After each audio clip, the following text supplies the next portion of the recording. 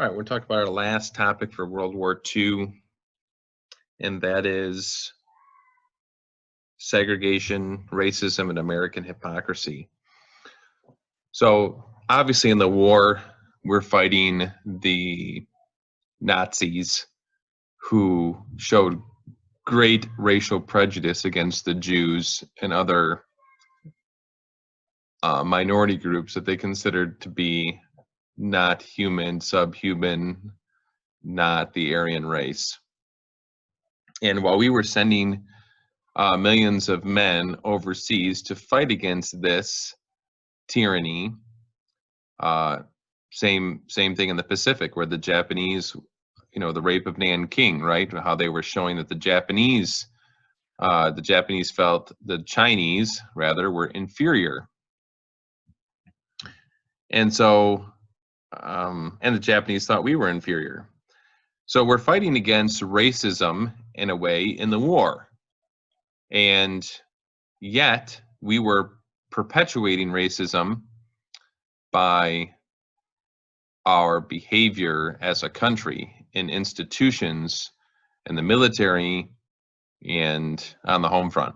So we're going to look at some of these examples, and I have 5 of them for you. So the first here is the Tuskegee Airmen. So these were African-American trained pilots who weren't necessarily going to even see combat if it were not for the intervention of Eleanor Roosevelt. The man on the left here, Benjamin Davis, General Benjamin Davis, was the first African-American general in the Air Force. He was the leader of the Tuskegee Airmen. And these black men would be trained and they would go fight, but they had to have segregated bases. Maybe you remember that from listening to Shelby Westbrook talk about his experience, how he would escort white bomber pilots and then he would fly back to his all black base because he couldn't be on the same base as the white pilots he was protecting. I want to show you a brief video clip of Tuskegee Airmen here in a minute.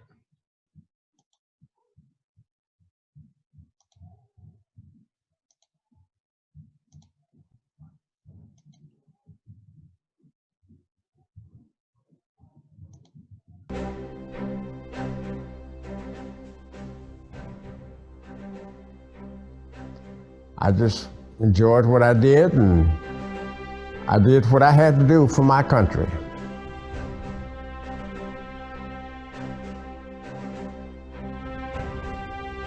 We were all underage at the time. I joined the military in 1945 at the age of 15.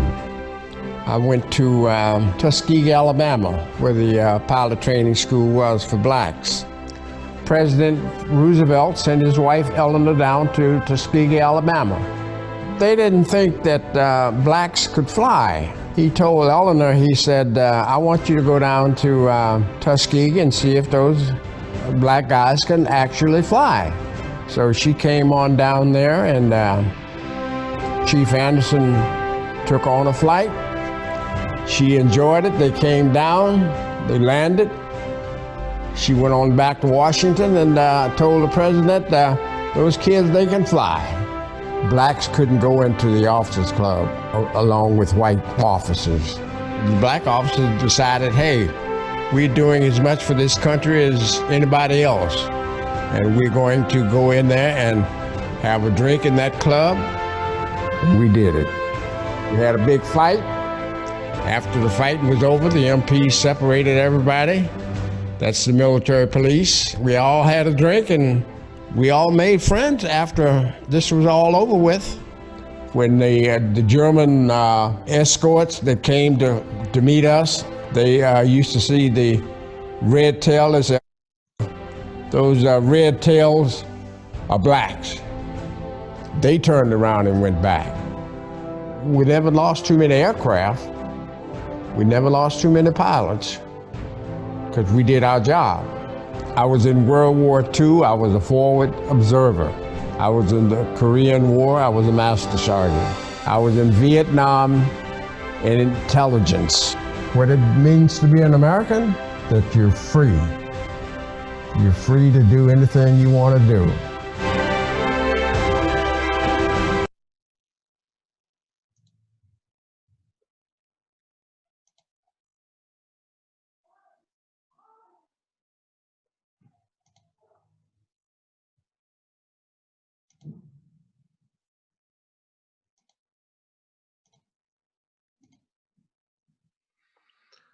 Okay, so that's the Tuskegee Airmen, and they were heroes, but there was segregation, right? So Shelby, when he came back, tried to get a job working in a P-51 plant, I believe, and was denied because of racism.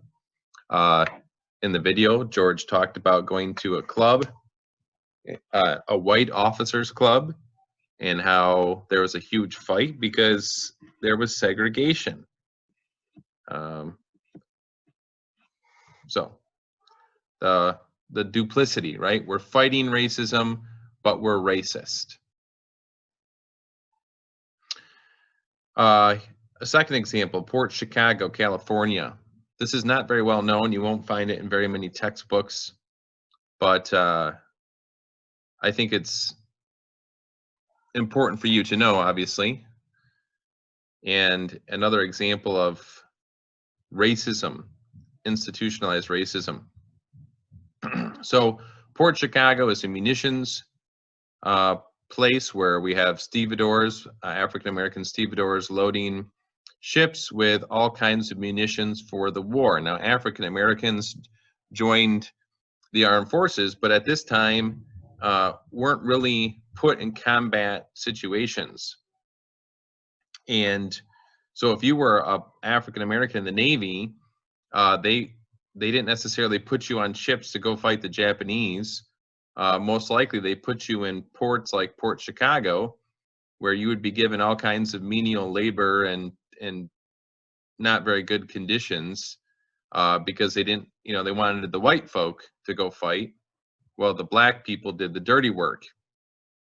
So in this case, you got 1,400 African Americans who are working in this as stevedores for munitions in Port Chicago, and they were not trained how to handle high explosive munitions.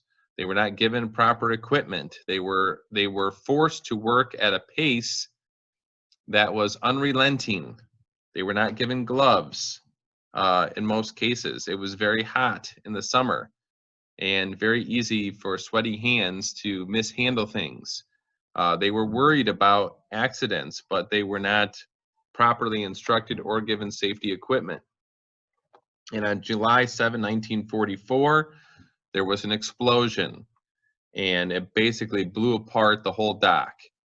This picture is just one. The one ship was basically incinerated, like gone, vaporized. And the other ship was blown hundreds of feet away in pieces.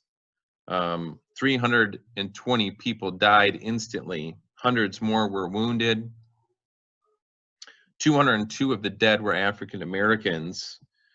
So you can see this quote here: the exact cause of the explosion was never uncovered, while a Navy court inquiry criticized Port Chicago's officers for turning the loading process into a race, which there was a competition there.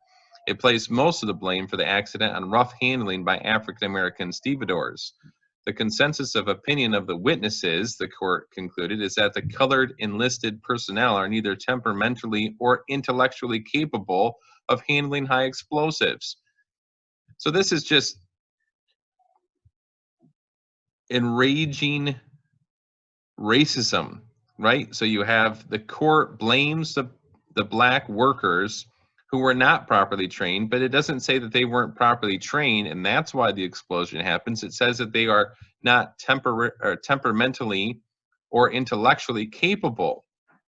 That's racism, folks. That's shifting the blame away from the Navy onto black people and who died.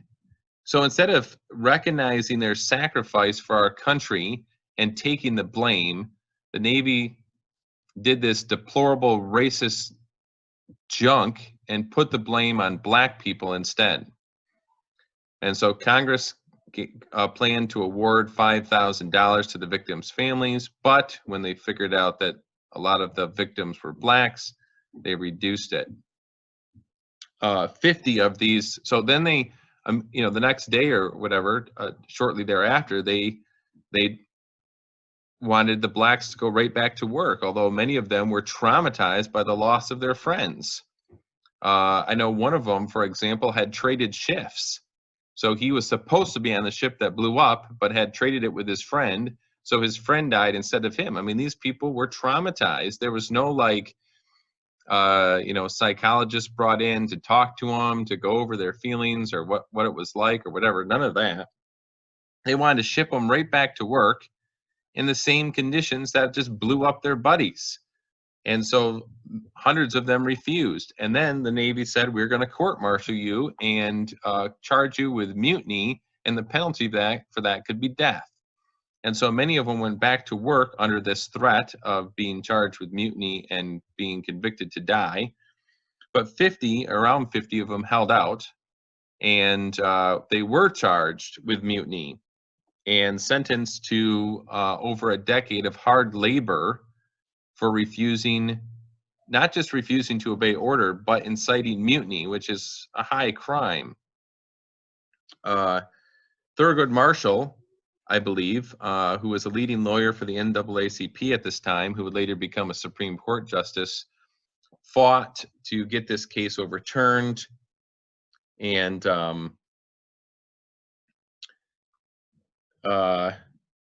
I know Eleanor Roosevelt took part a little bit in this to try to get these men released, which they were released from the heavy labor that they were sentenced to, but they weren't really issued a pardon. And their records always showed that they were dishonorably discharged and court-martialed for mutiny. And so it's really disgusting what happened to these black men who wanted to serve their country and were betrayed because of racism in the Navy. By the way, this explosion registered 3.4 on the Richter scale, so it was a massive explosion, maybe like the Black Tom explosion in World War I. All right, the next example is the Japanese internment. So we got a little bit of this watching the one documentary video where the man, Jimmy, can't remember his last name, Tanaka, or I can't remember, who was part of the 442nd. He was a Japanese soldier for the Americans who, he worked as a medic and was a prisoner of war. His family was interred. So what happened was, all along the West Coast, you see that in the diagram here, all along the West Coast, they basically said anyone who was of Japanese ancestry, this was after Pearl Harbor, would be forced to remove themselves from their homes on the West Coast and be put in internment camps, or basically hastily built camps across the West. There you see Idaho, Montana, Wyoming, Utah, Colorado, and some moved as far away as Arkansas. And the reason was because the government viewed them as a threat. They thought that these Japanese Americans, some of them first-generation immigrants, would do something treasonous against our government. So they forced them to get out of their businesses and homes. And they had to sell their homes and businesses for like next to nothing. And they lost everything. So if you can imagine being an immigrant coming to America, working extremely hard to build a business and a home, and then to have it all taken away by the government for no reason. There was no proof that any of these Japanese Americans had done anything wrong. Some of them were U.S. citizens, many of them were, and they were stripped of their rights because FDR, who we acknowledge did many great things as president, but this is one of the most horrific things he did, because FDR gave an executive order that said all Japanese Americans need to be pushed out of the West Coast region. Sorry. So, political cartoon on the top left. This is from Dr. Seuss, Theodore. Can't remember his last name. Starts with G. Anyway, Dr. Seuss. We know him better as. I want to say it's Giselle, but anyway, he wrote a lot of great political cartoons for the war effort, but this one not so good. This is kind of the idea that a lot of Americans had, where the Japanese Americans on the West Coast are waiting for a signal from home, waiting for a signal from Japan to sabotage and attack America. And so he calls them the honorable fifth column, which was fifth column means when you have people in the country you're trying to take over rise up and help you. And so that was kind of the idea. A lot of Americans were racist and thought that these Japanese Americans would turn their backs on America, and Japan would attack us, and they would join. They didn't do this to German Americans. They didn't do this to Italian Americans. So it was selective racism. Now, one young man, Fred Korematsu, refused to comply, and he was convicted of ignoring the order from FDR. He appealed his conviction to the Supreme Court, and some Supreme Court justices, I think there were 3, supported him, saying that it was racist.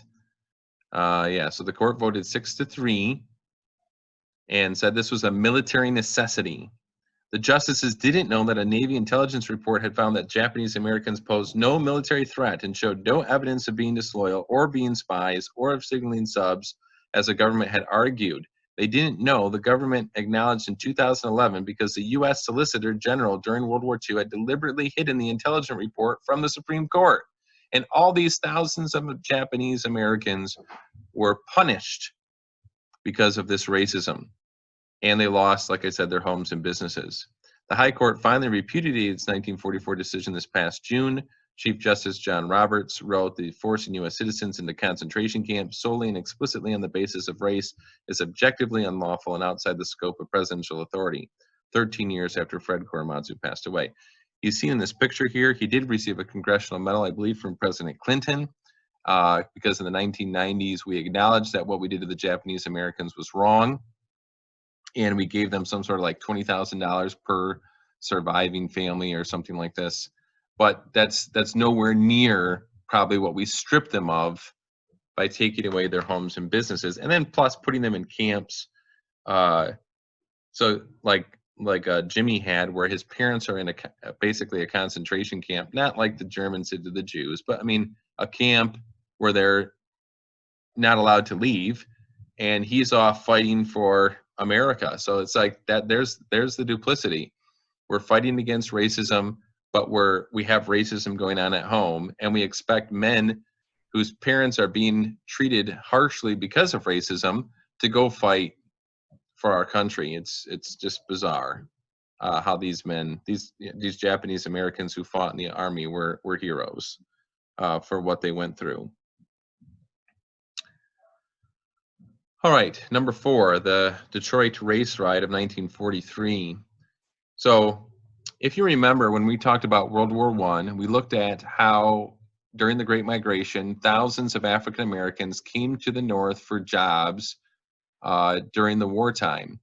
And they were leaving the Jim Crow South to get more economic opportunity. But however, in places like East St. Louis, Tulsa, Chicago, Washington, D.C., this great influx of African Americans caused tension economically and also just racism, where there were race riots, just terrible race riots that have largely been buried in our history. And we spent quite a bit of time looking at all these different race riots and how white people and cops, etc., descending upon black neighborhoods and destroying the black economic prosperity. in these cases. Well, something similar happened in Detroit in 1943. If you remember, when Henry Ford and the Ford Motor Company in the 1920s, thousands of blacks went to work for Ford because they could make $5 a day, which was the best they could make probably anywhere in the country at the time. And during the Depression, the auto industry was hit really hard. But then in the 1940s, with World War II, Ford switched over his companies to build bombers and war materials. And so thousands more African Americans moved north to get jobs in Detroit. And it was seen as like the greatest place for black people in America. And so you see there the black population graphic. In 1920, there was 40,000 plus blacks. In Detroit, by 1940, there were 149,000. So the population of blacks had tripled in 20 years, while the total population of the city didn't even double. And so yeah, about 10% of the population was black. And what happened was there was just no good place for the black people to live. The Detroit was not prepared for this huge new influx of thousands of black people, and the neighborhoods were very segregated. So they tried to build a new neighborhood. They were going to call it Sojourner Truth, after abolitionist from New York, Isabella Bumfree. And the white people who were neighbors next door wanted it to be a white neighborhood because whites were expanding too, and they refused to have black people live next to them. And this was kind of the foundation of this race riot in 1943. So Life magazine, before the riot happened, posted an article about how Detroit was a powder keg. So they said, few people doubt Detroit can do this colossal job. It has the machines, the factories, the know-how, as no other city in the world has them. If machines could win the war, Detroit would have nothing to worry about. But it takes people to run machines, and too many of the people of Detroit are confused, embittered, and distracted by factional groups that are fighting each other harder than they are willing to fight Hitler. Detroit can either blow up Hitler or it will blow up the U.S. Prophetic statement from Life magazine. And so you see a sign in the bottom right corner. We want white tenants in our white community. Racism, that same type of tension, the East St. Louis tension from 1919, right, where you have black people on the rise, white people want to keep black people down because of racism, and this leads to rioting. Another problem black people were facing is, although they had good jobs, it was white people who were promoted so much more than black people. And so the black people had the dirty jobs and the menial jobs, and white people would get promoted with less experience and ability.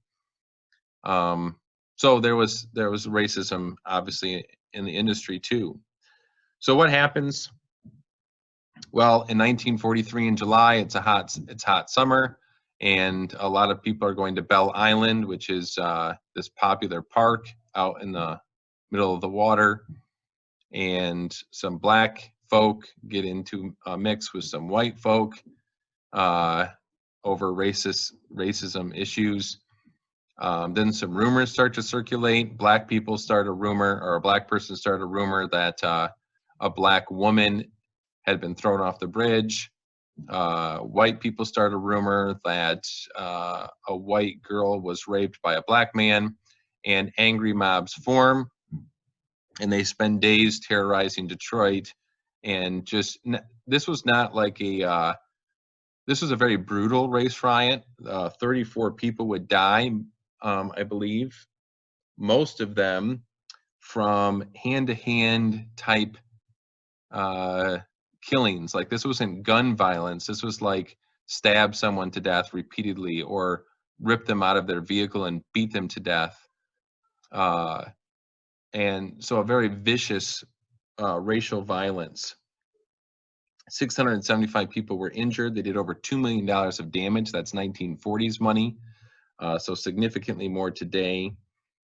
And the National Guard had to be called in and to quell this riot. And so you see the other political cartoon in the bottom left, where Joseph Goebbels, I believe, who was the propaganda person of the Nazi Party, and then you got Hitler himself putting on the Nazi cross, their high medal around Jim Crow.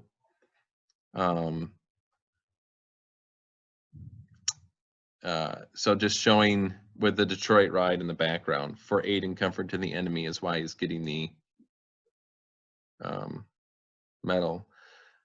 So yeah, just the idea that Jim Crow racism was destroying our war effort. I mean, 1943, the war wasn't over, right? This is before D-Day. And so the attitude was, we are crippling our ability to fight this war because white people hate black people. And so again, that hypocrisy, right? That duplicity. We're fighting against Hitler, who was racist, and we're supporting racism at home, and it's ripping apart our nation. All right, the last one, the Navajo Code Talkers. So I'm trying to end on a high note here. I posted a couple video clips on Moodle for you to watch from the Code Talkers. And the story here, and it's in the video, so I can be short, is that the Japanese were breaking all of our codes, just like we were breaking some of theirs.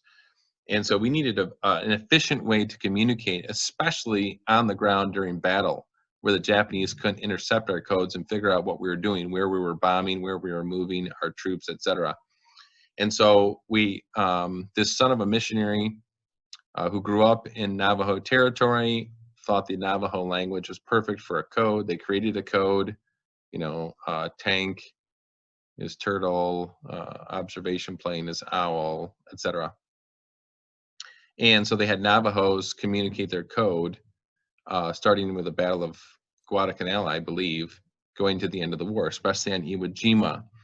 And so the reason I put this in this category of American segregation and hypocrisy is just that the Indians who were forced to live on reservations and were stripped of most of what they had still volunteered to go risk their lives for our country, despite the racist treatment they'd received from our government for hundreds, you could say hundreds of years. And so these men are great. It's one thing, I was going to say these men are great heroes. It's one thing to fight for your country when you have all kinds of blessings. It's another thing to fight for your country when your country is being racist towards you and you're fighting for it anyway out of a sense of duty and honor. And these Navajo Code Talkers are real heroes, and they weren't even recognized, right? It wasn't until George Bush in 2000 that they received a Medal of Recognition for what they did. So, all right, so you got those 5 examples looking at examples of segregation and racism and American hypocrisy.